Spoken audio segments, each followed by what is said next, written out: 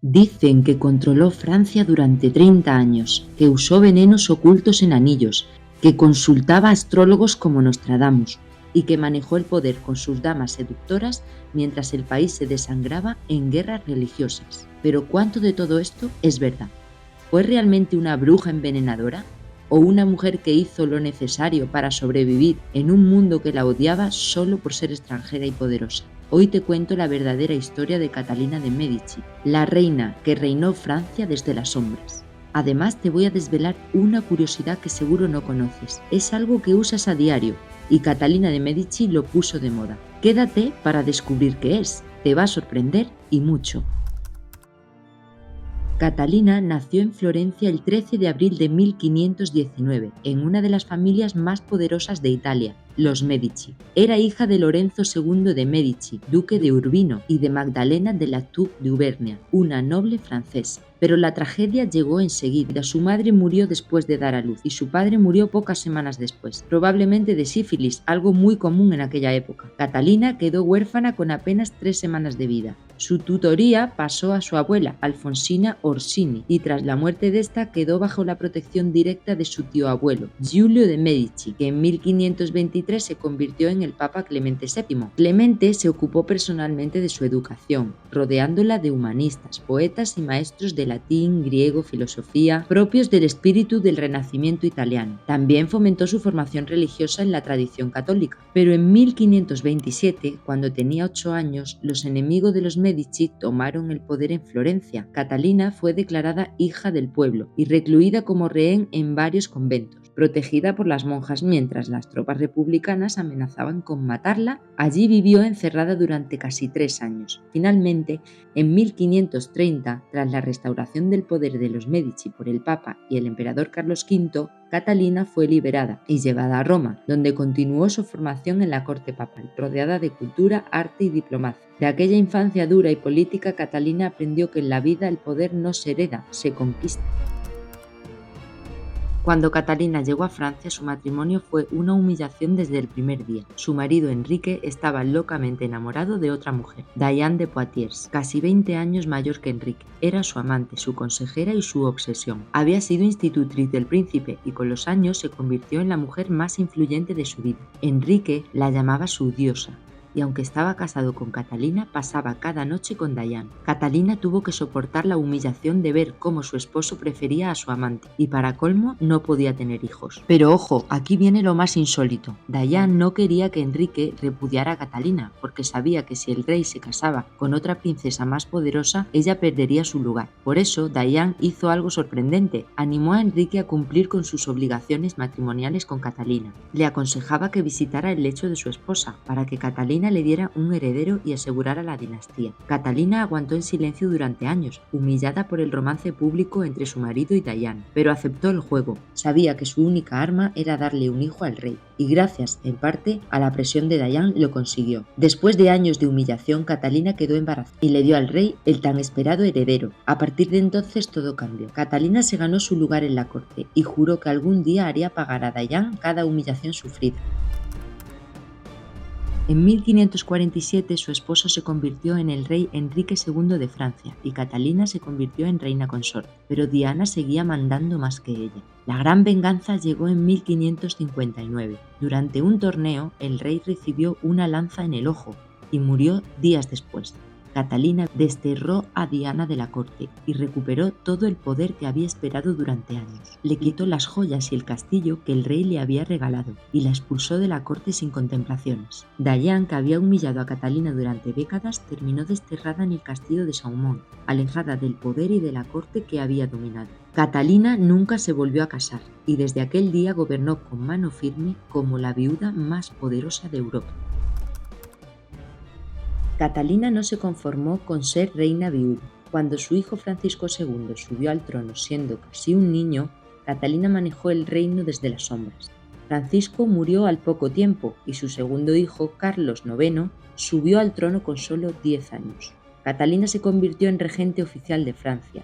Por primera vez tenía el poder real en sus manos. Pero Francia era una bomba a punto de estallar. Católicos y protestantes estaban a punto de desatar una guerra civil. Catalina intentó mediar, pactar, casar a sus hijos con protestantes para frenar el odio. Incluso organizó la boda de su hija Margot con Enrique de Borbón, rey de Navarra y líder protestante. Su intención era sellar la paz. Pero ese matrimonio desencadenó el mayor baño de sangre de la historia de Francia. Francia era un país dividido entre católicos y protestantes o hugonotes, como así los llamaban en Francia. 24 de agosto de 1572. París despierta convertida en un baño de sangre. Miles de protestantes hugonotes son asesinados por orden de la corona y todos culpan a una mujer, Catalina de Medici. Todo había comenzado pocos días antes, el 18 de agosto, cuando Catalina había logrado casar a su hija Margarita de Valois con Enrique de Navarra, conocido líder protestante.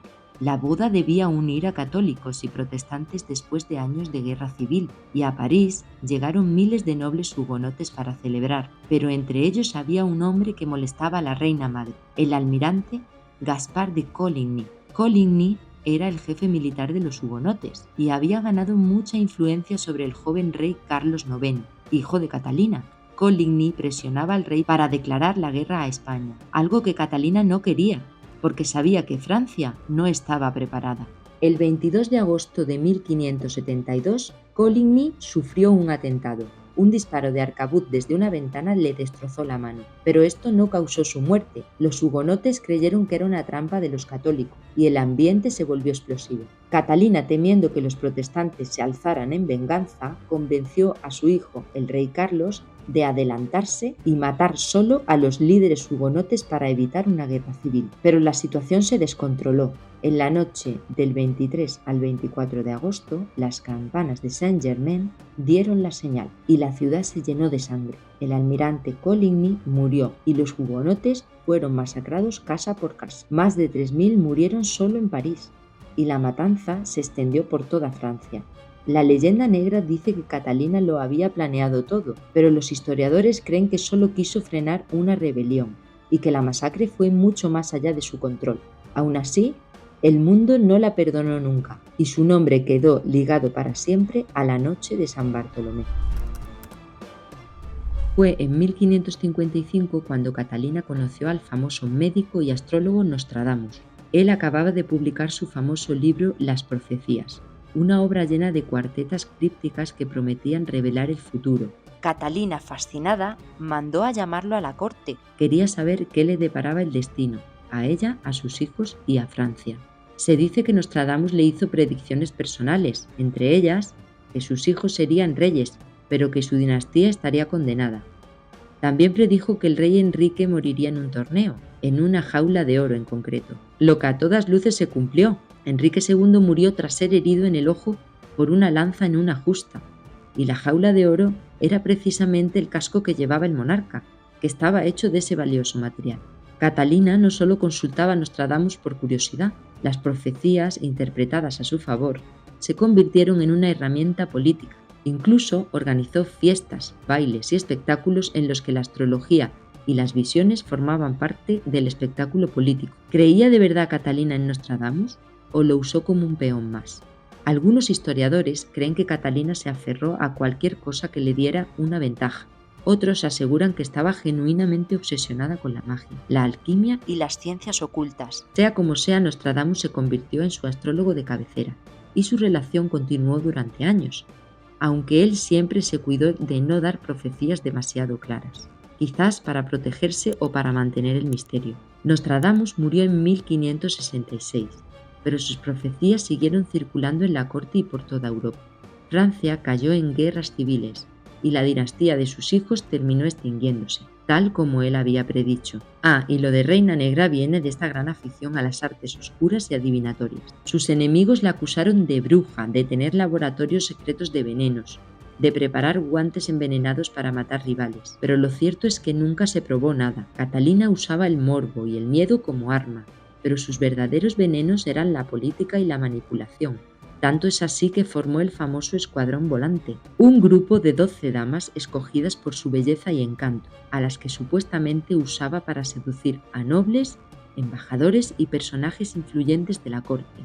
Se dice que estas mujeres no eran prostitutas, sino instrumentos políticos. Catalina las usaba para recopilar información, sacando secretos a los hombres en la intimidad. Durante la Edad Media, en gran parte de Europa no se usaba el tenedor. La gente comía con las manos, ayudándose de cuchillos para cortar y de cucharas para sopas o guisos. El tenedor existía, pero se usaba sobre todo en Bizancio y el mundo islámico. Y en Europa se consideraba extraño, incluso ridículo o pecado. Al principio, los franceses se burlaron de esta costumbre. El tenedor les parecía afeminado, poco viril y ridículo, especialmente entre los nobles, que se enorgullecían de comer con las manos, como muestra de fuerza o rusticidad. Incluso algunos sectores religiosos lo tacharon de lujo innecesario o de influencia extranjera peligrosa. Sin embargo, la corte imitaba a la reina, y poco a poco el uso del tenedor comenzó a verse como un signo de refinamiento y elegancia. Catalina organizaba banquetes espectaculares, donde el protocolo y el uso de cubiertos italianos impresionaban a los invitados. Con el tiempo, el tenedor pasó de ser una rareza a ser una moda entre las élites.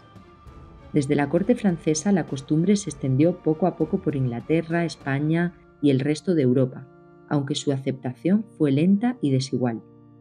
Catalina no solo introdujo el tenedor, sino también la etiqueta en la mesa, los manteles individuales, los vasos de cristal y el servicio por platos en lugar de bandejas comunes. Todo esto formaba parte de una cultura italiana refinada, que transformó el modo de comer en las cortes europeas.